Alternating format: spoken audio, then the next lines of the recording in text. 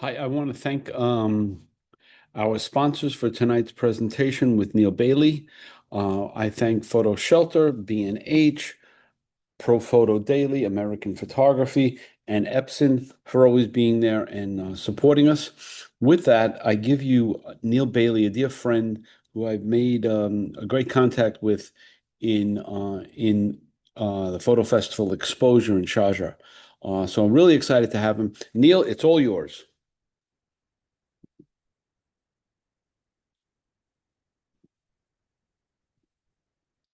Thank you so much for doing this with us. We really appreciate it. So tell us about the journey. Tell us about your charity. Tell us everything that you're doing. And I'll click the slides as we go through. Yeah, they're not in any particular order, Frank. They're part of a selection of photographs I did in 2023. So, just to back up a little bit, I've been a journalist for about 25 years now, and predominantly I studied in the motorcycle space. Really, as a test rider and a writer, and we would be taken to motorcycles to test them, and of course, they would provide photography with us. They would provide photography for us to put our stories in magazines. So I initially didn't take my own photographs.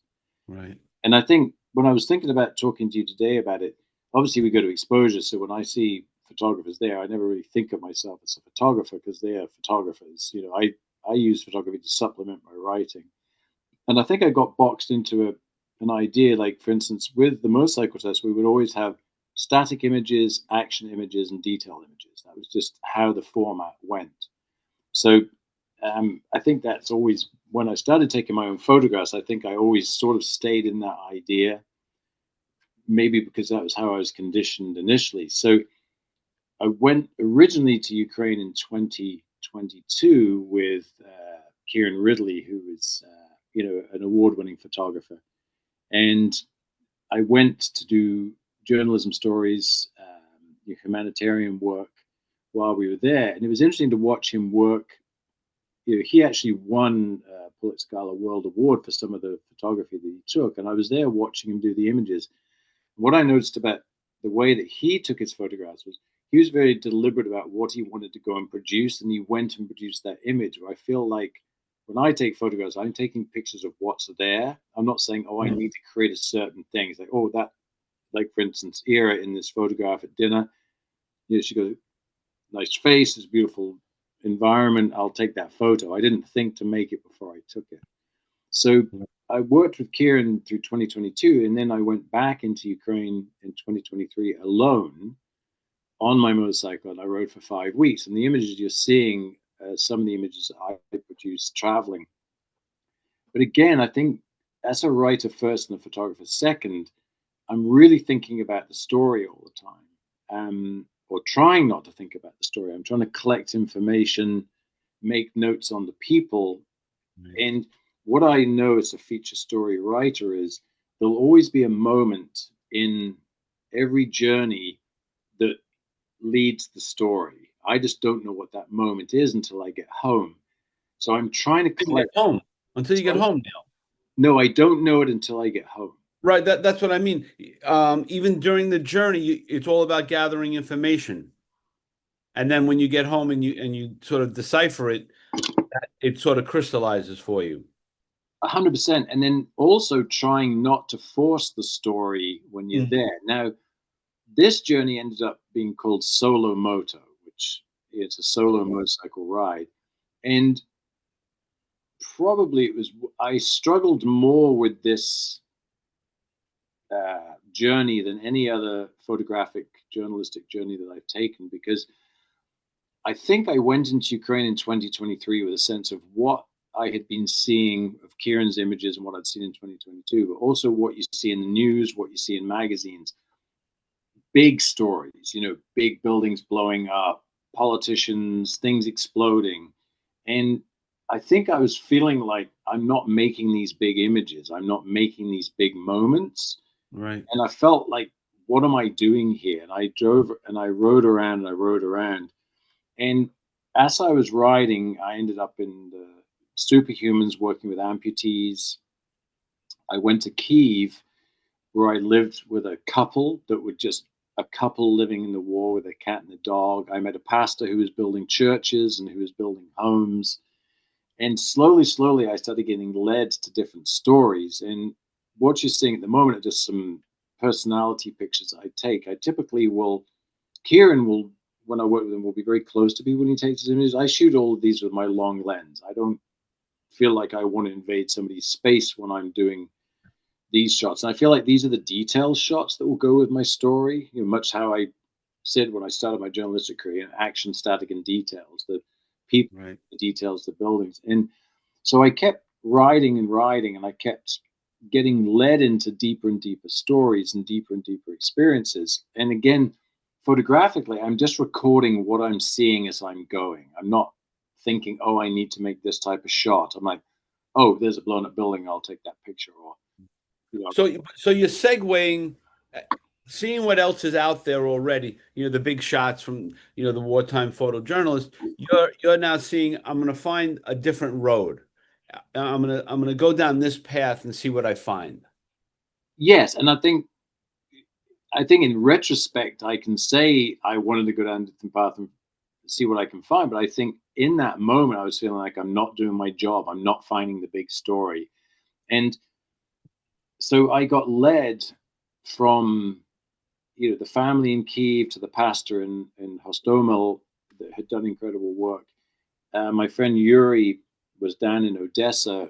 You'll see later in the photographs, his children were helping to camouflage a car going to the front line. And then I went on this extraordinary journey where I met some Rotary people. I ended up interviewing a lady who had lived under Russian occupation in Kherson. She led me to a lady who went to the front lines to retrieve dead bodies so that she can bring them back for people to get closure.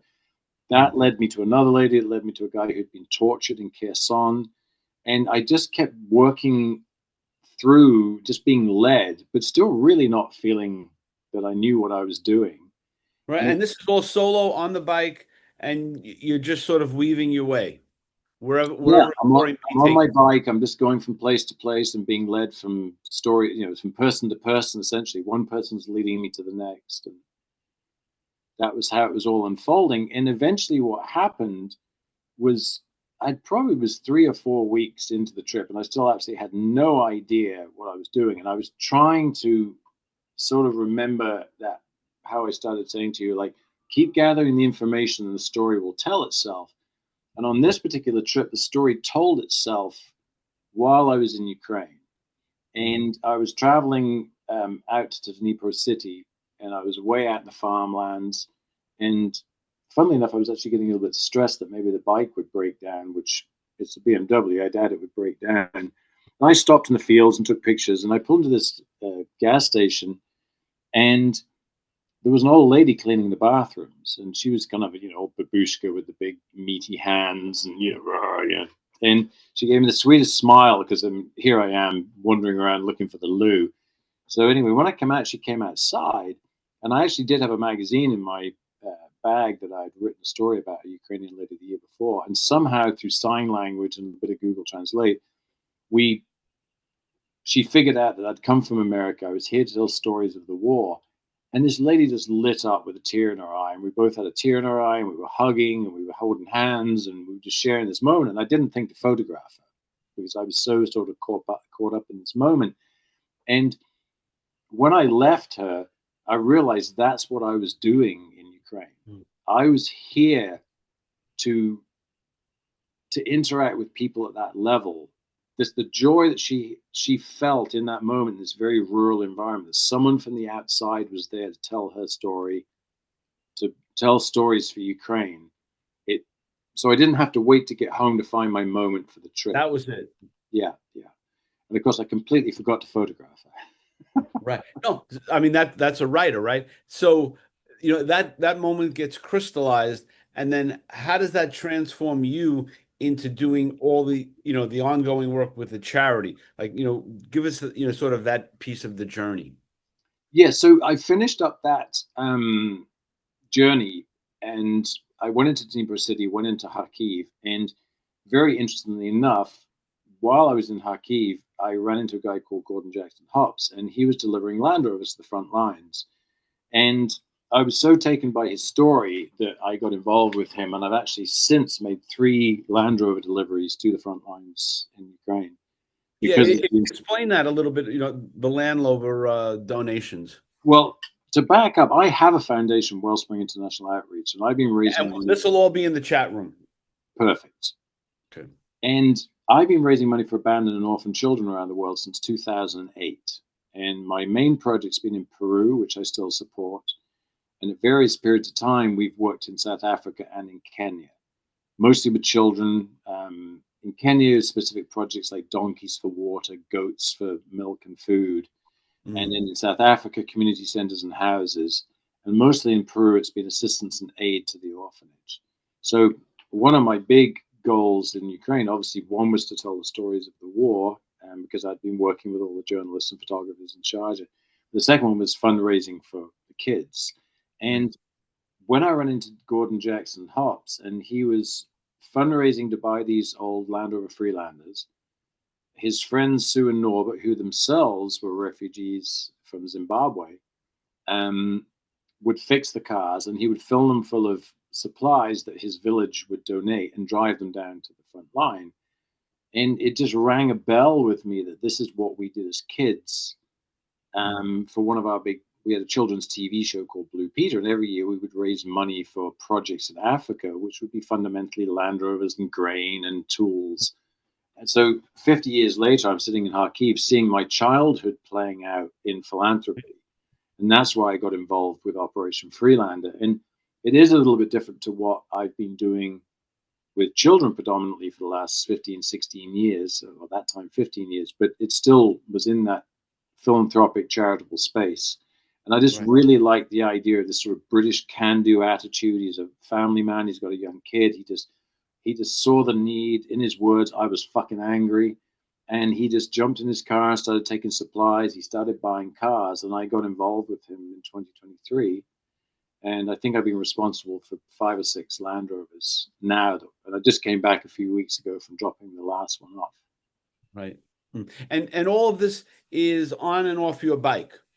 I mean, that's a huge piece of this, right? I mean, you're generally speaking, yeah. The last 4 trips into Ukraine, 3 have been in Land Rovers. Okay. So obviously no motorcycles, but everything really prior to that has been in the saddle of the motorcycle. Okay, great. All the trips in Peru we do on motorcycles. All the trips in Africa are on motorcycles. And the initial trips into Ukraine were on motorcycles. And this trip we're talking about now is 5 weeks, 3,000 miles alone on my motorcycle. Right. And how do we coordinate with the Ukrainian? Is it mostly in the civilian space to get these vehicles to them? Like, what does that network look like? Well, for the Land Rovers, they end up going to the military. Okay. And it's a combination of working with the domestic, with civilians, because in 2023, as I said, I was very led by Rotary. I was following Rotary people. That's how I led to my torture victim, my occupation victim, my dead body collectors. They were all Rotary members. So it was kind of a Rotary deal. So to bring one of the Land Rover Freelanders to Ukraine, you have to have authority from the military unit you're taking it to that they're receiving the unit. We have to have a full manifest, paperwork, MOTs, insurance, titles, that the car is going to be inputted to Ukraine to the Rotary charity. And then is that process streamlined, Neale, or is it very bureaucratic? I mean, do they make it happen quick for you, or is that terribly laborious? Well, because of Boris Bodner, who works for Rotary, he was born in Ukraine but grew up in England and had a career in banking. He's very good with paperwork. He fills all the manifests. So when we get to the border, we have printed manifests, online manifests, everything checks out, and then we're able to enter Ukraine. And then when we take the cars to the military, they have all the paperwork to receive it. And we take that receipt paperwork back to Boris, who clears it from the Rotary charity. Okay. So it's actually it's a lot more bureaucratic than you would imagine going into a war. You would think that they say, hey, bring the cards in and drop them off, but not at all. It's actually, and streamline's the right word. And that's really through our civilian contact, Boris, who makes it all possible, because the forms are obviously all in Ukrainian. Yeah. And why do you think there are all these forms? Why isn't it more like, yeah, just bring the cars in, we'll take them? I think because a lot of people were saying they were bringing in humanitarian aid and selling it and making money. Ah, okay. Yeah, Okay. and I think that what they're doing is stopping That doesn't. everything. If you're bringing stuff into Ukraine, it has to go to a charity. It has to be signed off. It has to be entered into systems. So it stops you and I going and buying cars and driving in there and flogging them and making money on their war. Right. Okay. I get it. Yeah, I get they're very, very, very. It's really very official paperwork, and it kind of surprised me. I thought we'd get to the border. I'm like, yeah, come on in, bring some shit. We Yeah. need it. Yeah. Yeah. Yeah. In No, fact, we were. that's what you would assume. Yeah. In fact, we were down on the front just a few weeks ago, and we dropped cars to a guy called Makar. He's a commander, and there's still five. He's had five of the cars, and my friend George wanted to donate some money to Makar for one of his projects, and Makar wouldn't take the cash from George. So when I got back to the States, I had to figure out giving the money to some friends of mine that have a charity that works with a charity in Ukraine. So they both got the reciprocal agreements between the banks. So Right. that my friends Dara and Andrew could send it to my friend Sergey, the pastor in Hostomel, so that then he could transfer it to Makar's outfit in Izium. And you're thinking, dude, you're 15 miles from Russian positions. There's shit going off. You need this money for materials for the war. Just take the 2 grand and buy Oh, some right. shit. Yeah. And I had to come home and just go through hoops to get in this money. It's really interesting. Yeah. So who is this gentleman that we're looking at here on the screen?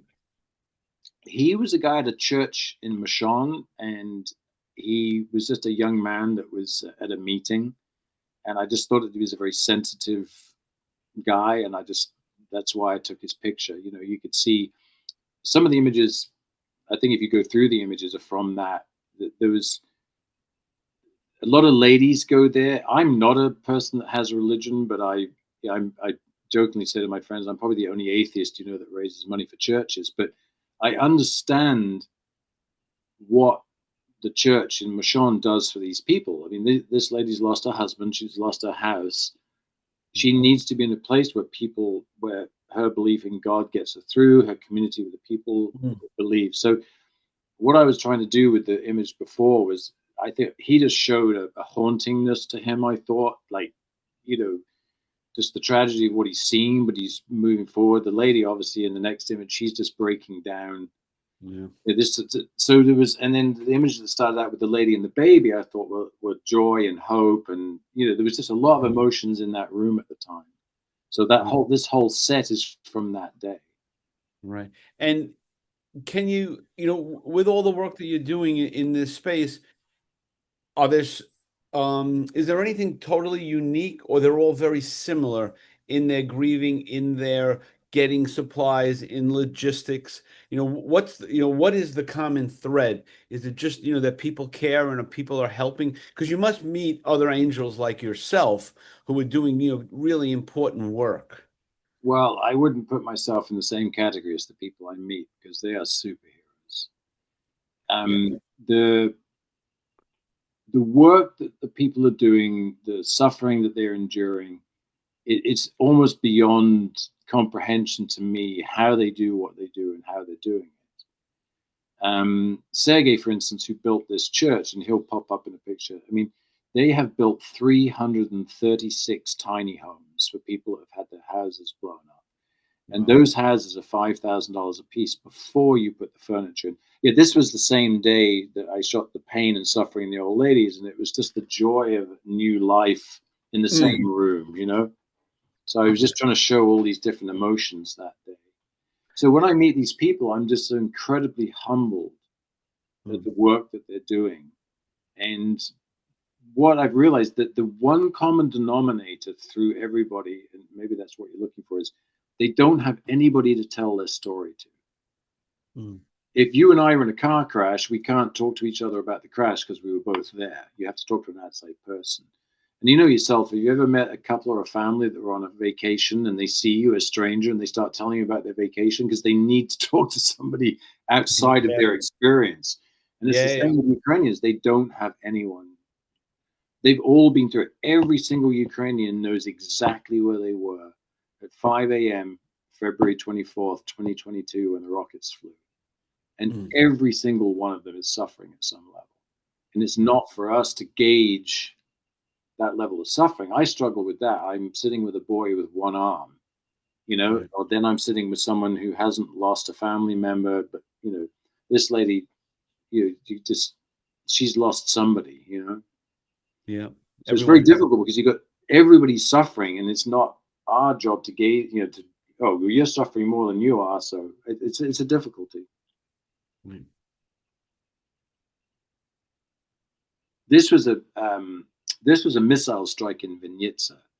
This was 3 cruise missiles. So that's also another part of what we've done, or what I've been doing there, is arriving places after missile strikes and trying to comprehend the level of damage. There was between 25 and 50 people killed in this one.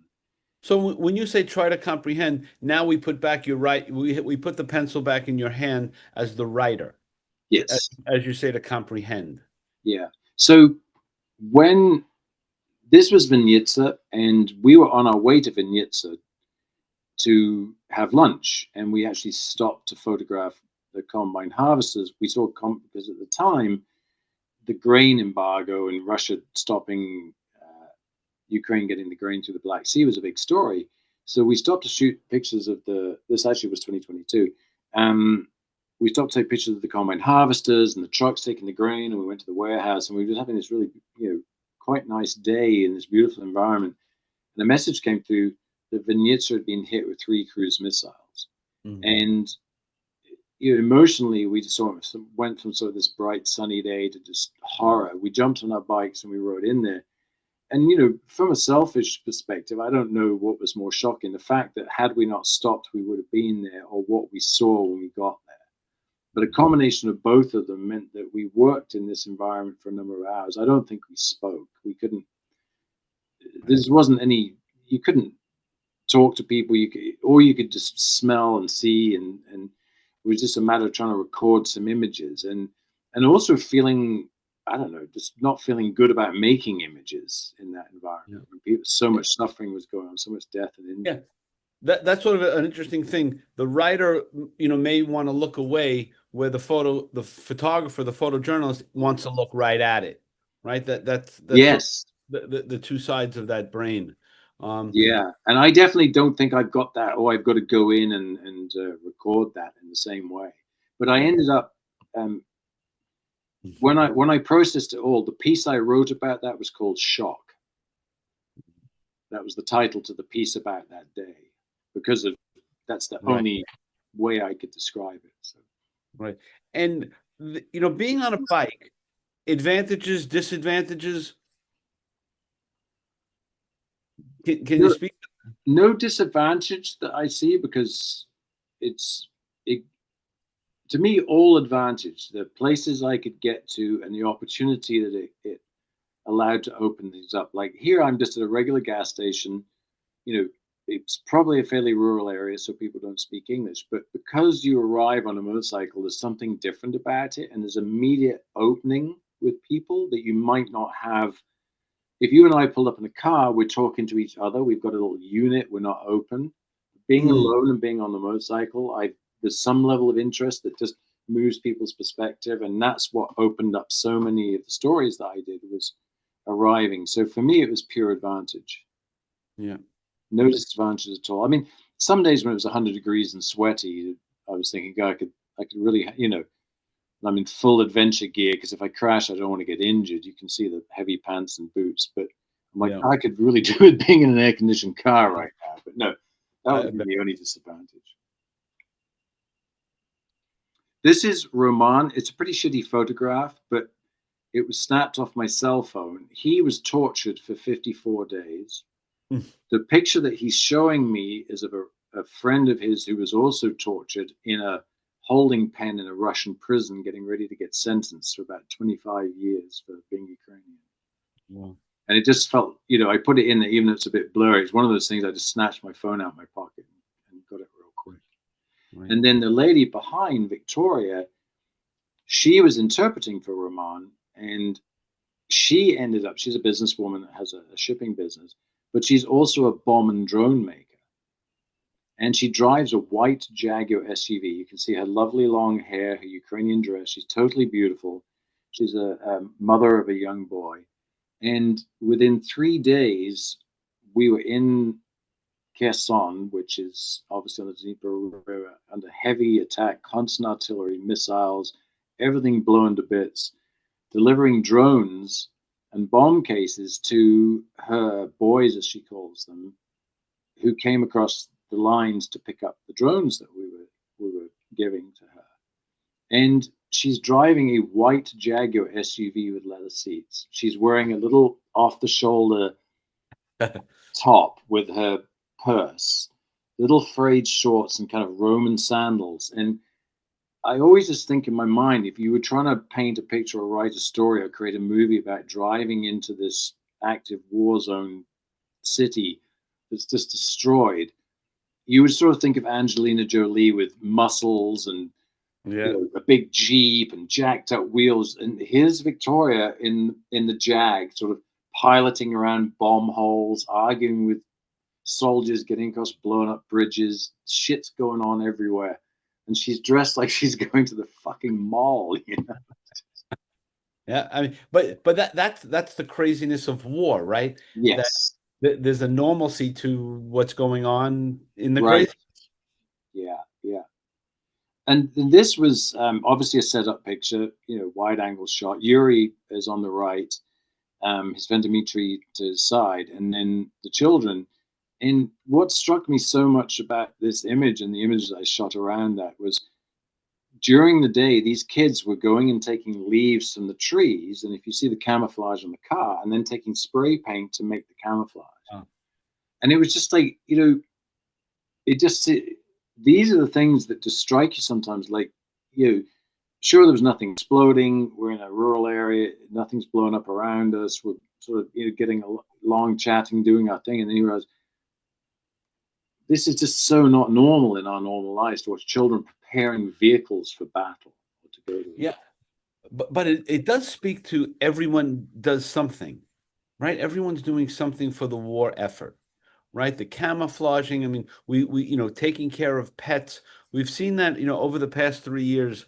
What everyone is doing something. We had last night one of our visitors who's always on, Anya, was talking about all the work that you can do while you're here being in a safe place. It could be the States, it could be other parts of Europe, that everyone's doing something in a volunteer way that is important, and it leaves a mark for better or worse on these young kids. This is what I did during the war, right? Yeah, And document is and I great. think that does leave a certain level of sadness in me because I'm coming out of Ukraine with so many untold stories, other than the stories I'm able to tell you today. Because, you know, I spoke to a fellow from a really big network recently, and we were having some dialogue. And I wanted to go into Ukraine and do a series, Women at War. And I had met 7 individual women who, when you said about the angels the other day, each one of them in their own way is just incredible. Pediatrician, soldier, journalist, teacher, orphanage owner, and bomb and drone maker. And the work, effort, tenacity, conviction, courage that each one of these women puts into every day now for 3.5 years, Herculean is not enough of a word. And we live in a world where no one's interested in their stories. Right. We're still showing pictures of blown up buildings. We're still arguing about which politician's supposed to be sending weapons or whatever. And that's like, this is a mental sticking point for me. If you were a person that had children that were girls and they were growing up, would you not want them to hear the story of these brave, talented, incredibly tenacious women that are just moving mountains inside a country at war? Or do you want them watching a pop singer making millions of dollars just singing "ya ya ya ya ya"? Where have we gone wrong? That Yeah. these stories are not interesting. They're not wanted. That's hard on me because these are the things I want to be telling. Yeah. You know, you really you hit on that word in different versions, tenacity. That really is the definition of the Ukrainian. They are Oh, in every category, whether it's, with the drones, whether it's cleaning up neighborhoods, taking care of pets, looking after a neighbor.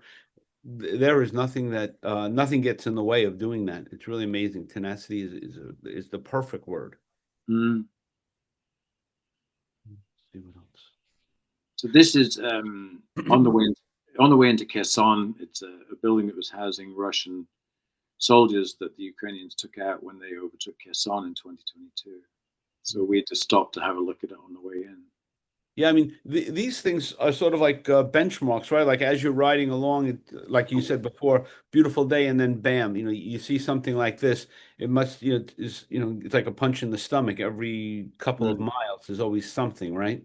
Yeah, yeah, yeah, for sure. And this is very much an image that we're used to seeing. I don't think I can bring anything new to the table with my images of blown up buildings. Yeah.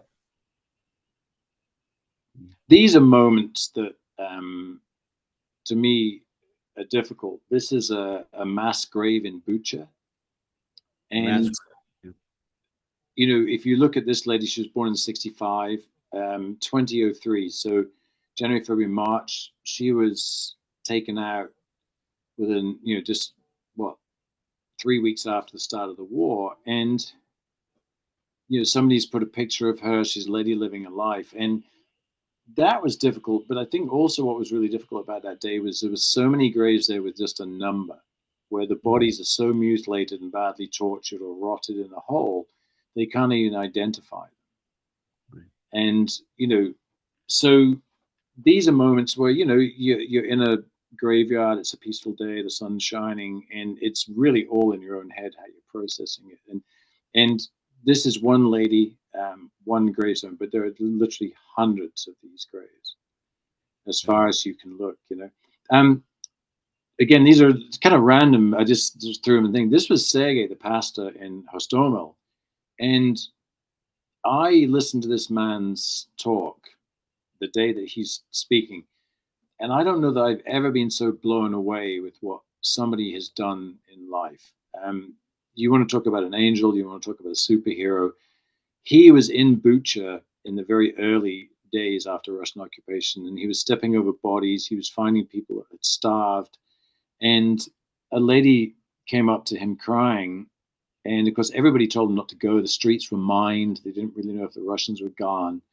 He had got all of his people at his house before the war broke out. He'd stocked up on food and fuel and cash and money. He had a real premonition that the war was coming, and he wanted everybody ready.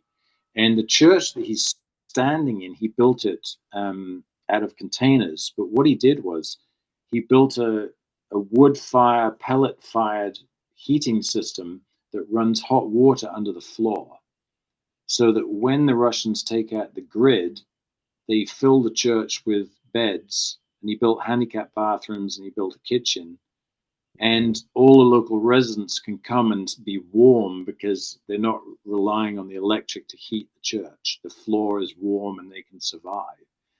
And he was in Bucha, and a lady started crying, said, I want to go to my house, I want to go home. And he took her to a house, and when she got there, it was blown up, and it was a family home from generations.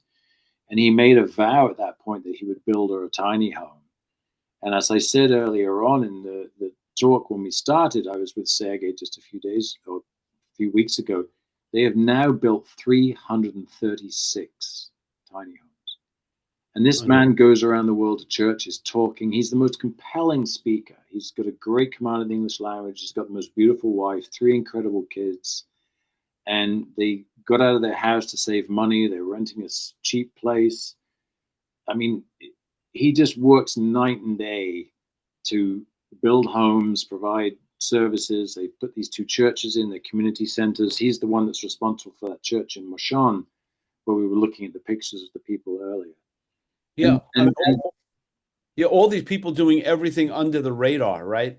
They're just, in these local communities, just doing really special things, right? yeah, and I said on my social media, post the other day. I could post a picture of Sergey and I could write about what he's done, and I get so many people like it, maybe they would comment. And if I wanted to get more attention on social media, I should take a picture of a hamburger. Yeah, there No, you I go. mean, it's the life we live. I mean, like superheroes doing superheroic work is not interesting. Yet somebody's fish and chips Yeah. is worth it. This is just I don't know. It's a Ukrainian family, the couple I was with and their friend, and we're just out for a walk in the woods, and it just seemed like it's just a strange moment. It's not a moment that people think of when you're thinking about war. Look, they've Yeah. got their handbags, they're dressed up, we're out for the day.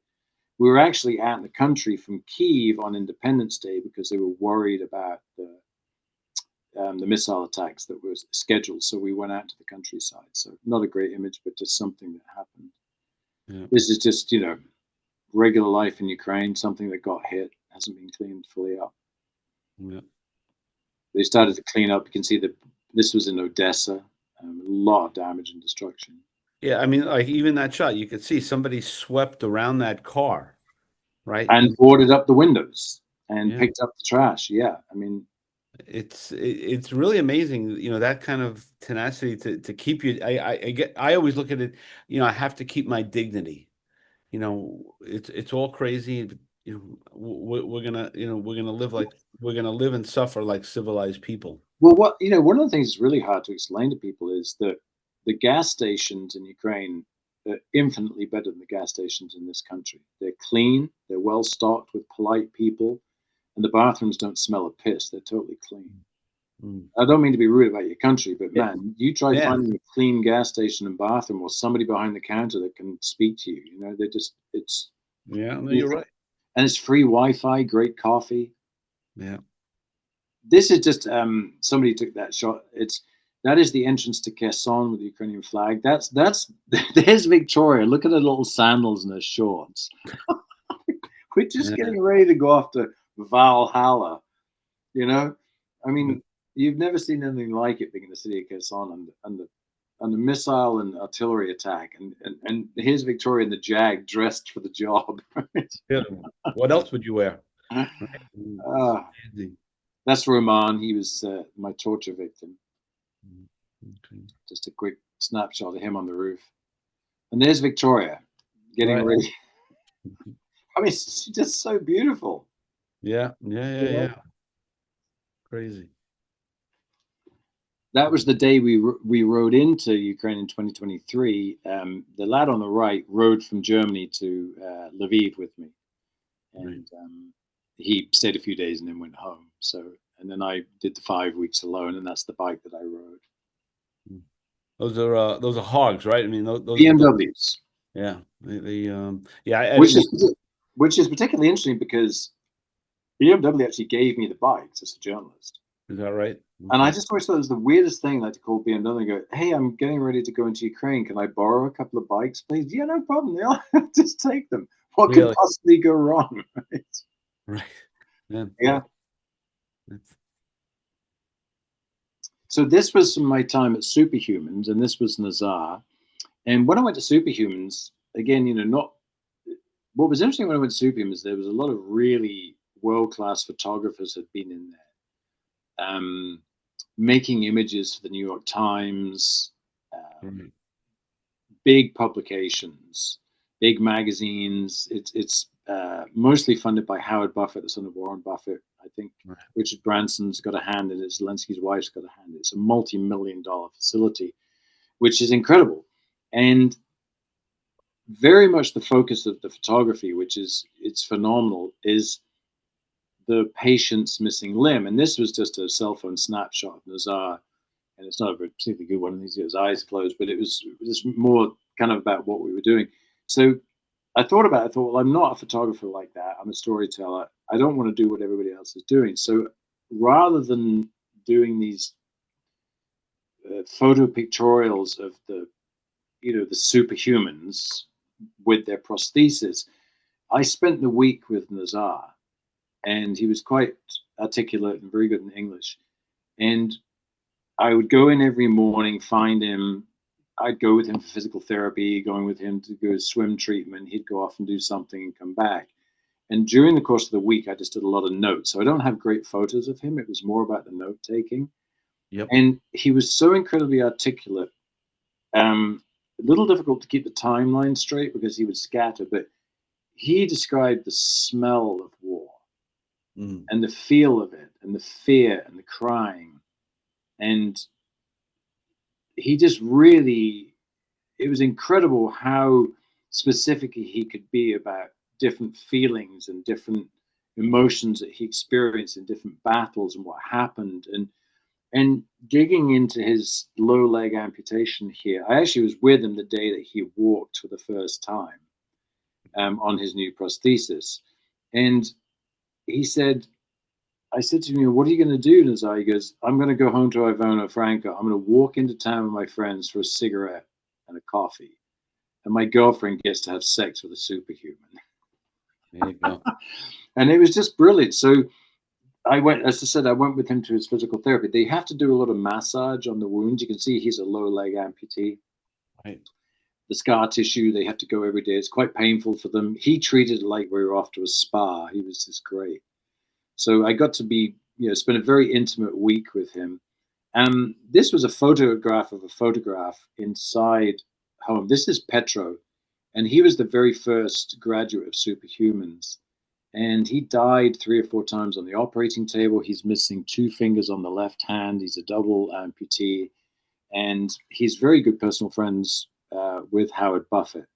And these are medals that he's won. And he's been an incredible inspiration for so many young superhumans because he fought back from near death to be this big, burly, outgoing guy. He spends his life now driving supplies to the front lines and fundraising.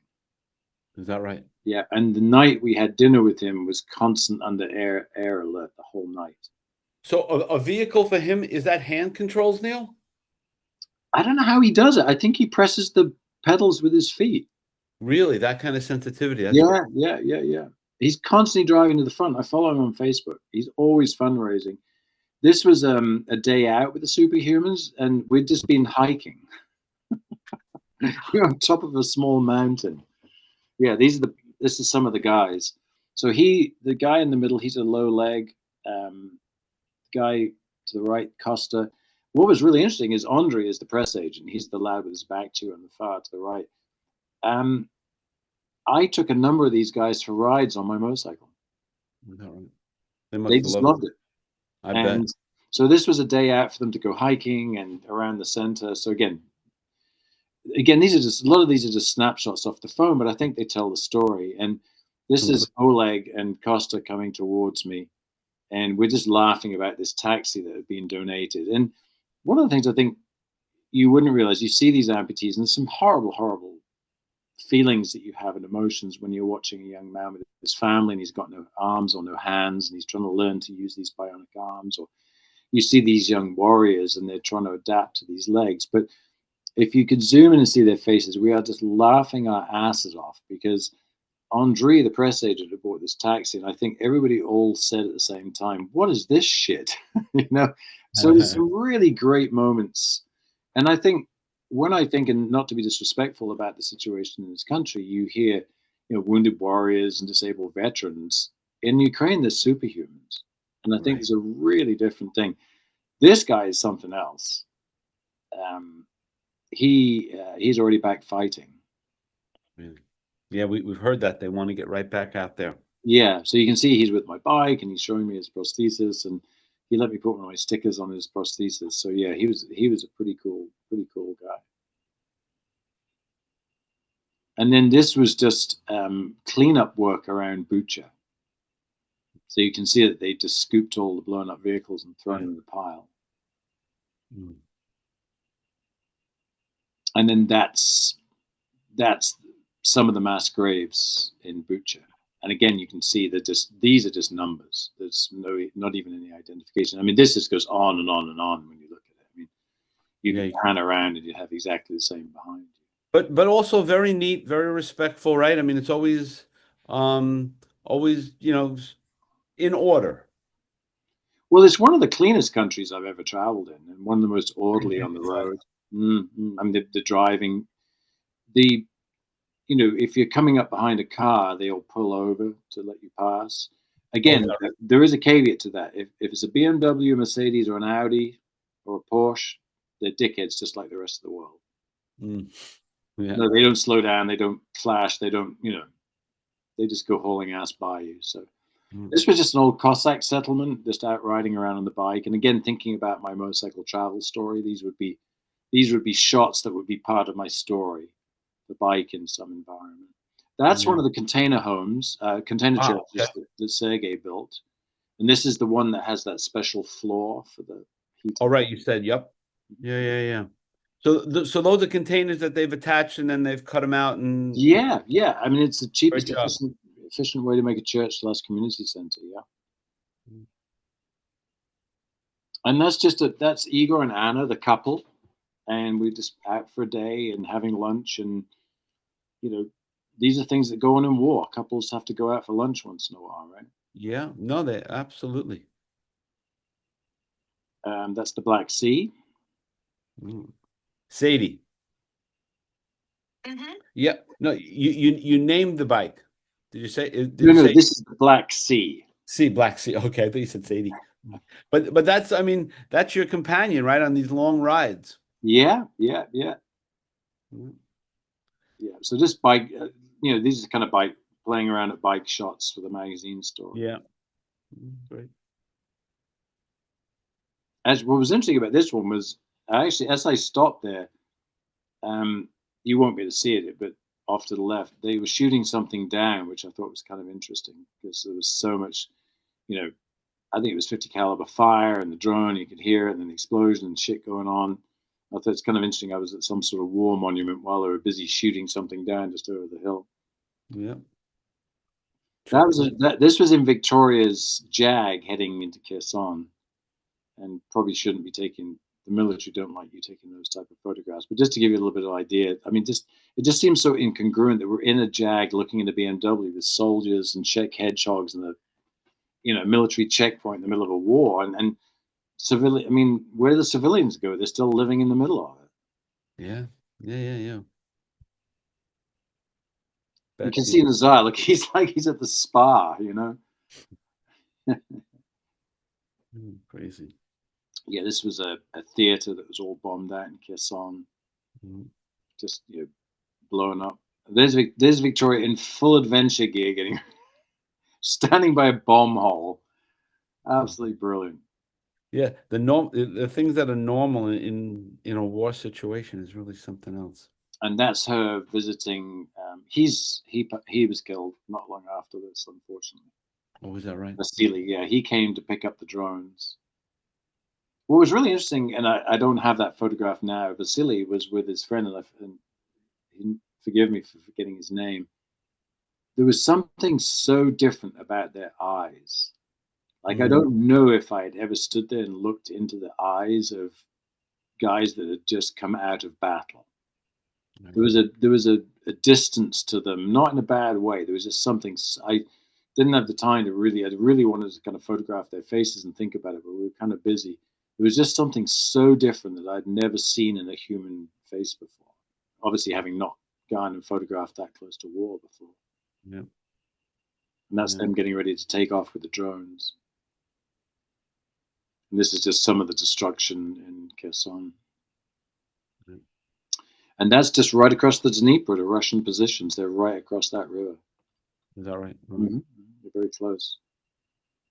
More bike. This is kind of interesting. It's sort of starting to get into a little bit of it's breaking down now. You see all the sandbags there? Yeah. It's in disrepair. In 2022, the whole country, every ingress and egress to any road was fully Czech hedgehogs, sandbags, armed guards. I mean, checkpoints. You were Yeah. getting stripped down the whole time. And even by 2023, you can see there's no military checkpoint there. It's all becoming into disrepair. And it was almost interesting. By 2023, you could see that Ukrainians were finding a new default on how to live in the war. In 2022, everybody was on tenterhooks. The whole country was like electrified. People, their attitudes, the way they were, and there was just such a different feeling by 2023 with everybody being used to it. This just, I don't know if somebody went and put those in or it just stayed like that, but that just blew my mind that the side of a building was blown off and you can see the teacups. That's amazing. It's just so random, isn't it? I mean, did Yeah. somebody go and put them back in there, or did they just stay there when everything else got blown up? I would say the latter on that. I would think. What do you know? I But mean, I don't know that anyone would have climbed up there to put all that stuff back so neatly, but look at that. It's just sitting there like your kitchen cabinet, and the whole side of the building's blown off. yeah, yeah, And yeah. that's what happened. So I think that kitchen is on the right-hand side there, Up midway on up. top. Yeah. Yeah, it's either Yanko or Dnipro City. It's Dnipro City, and there is just you can see the crater when the bomb hit. Yeah. And you Yeah. imagine these are being aimed at civilian targets. This was the next one's the bus station. Yeah. And there's phenomenal amount of damage. I mean, you just can't imagine the force and the explosion, and how many people get killed every time. Yeah, and if you're not really paying attention, like there's a woman running for her bus or running for her train, whatever it is, down below there, right? Hmm. The left side. And that is Gordon. When I met him doing the Yeah. Operation Freelander in Kharkiv, that was the car he was dropping off to the military that day. Right. Okay. And those things are like 2007, 2008. They probably end up with about $5,000 to $7,500 in those cars. Really. It's really, really good what they do. They have new tires, new wheels. That's Maka on the left, Rahman on the right, Gordon in the middle, and just a snapshot of them, handing over the car. What a journey, Neil, huh?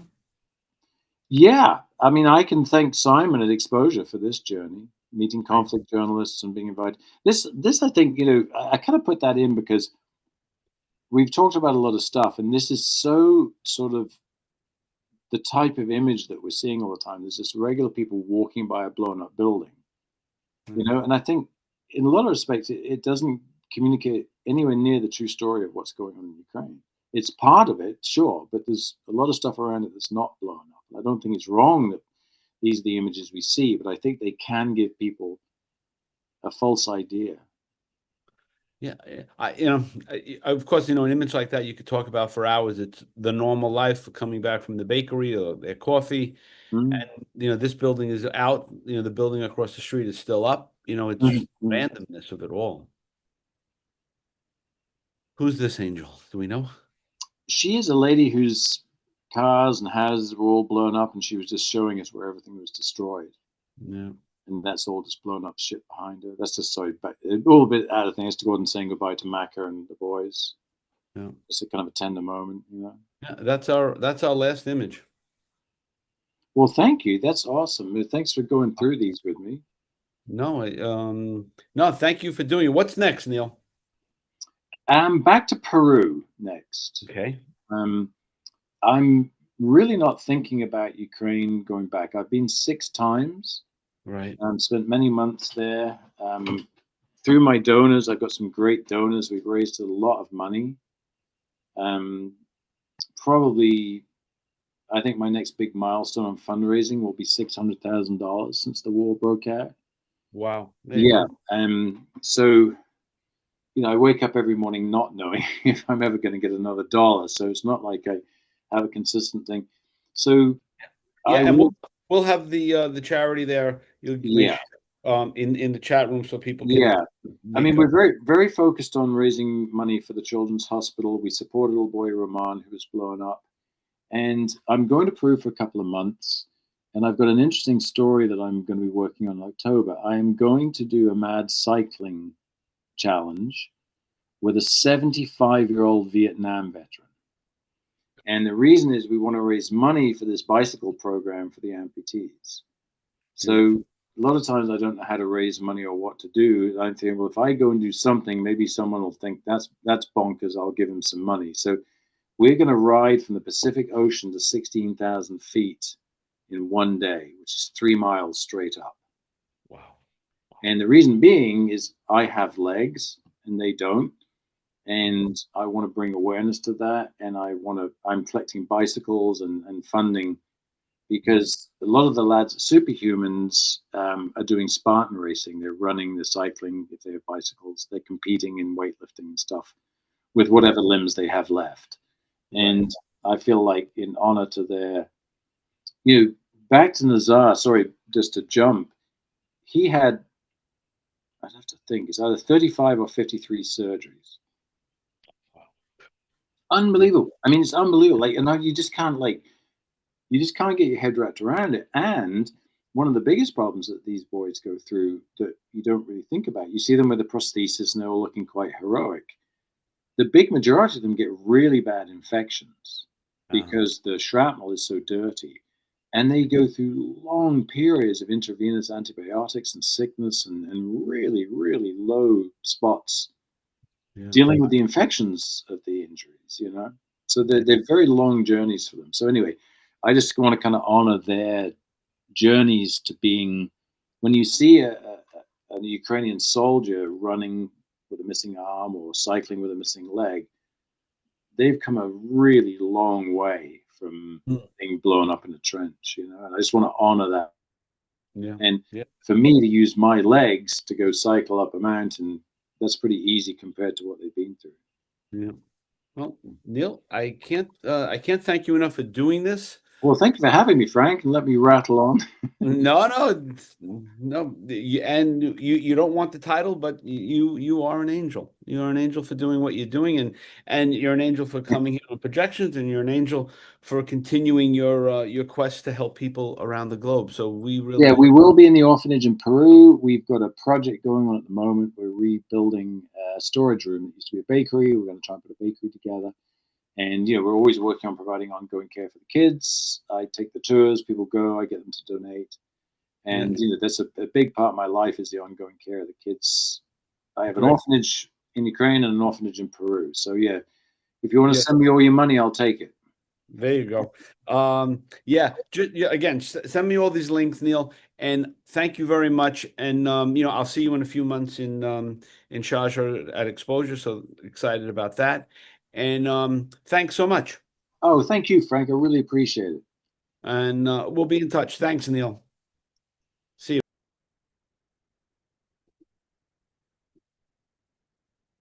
So that was our friend Neale Bailey, who's everyone's doing their part, doing important work, getting vehicles in there, and just a real decent guy. Somebody I had met in Dubai over the past few years. Just a really, really nice guy.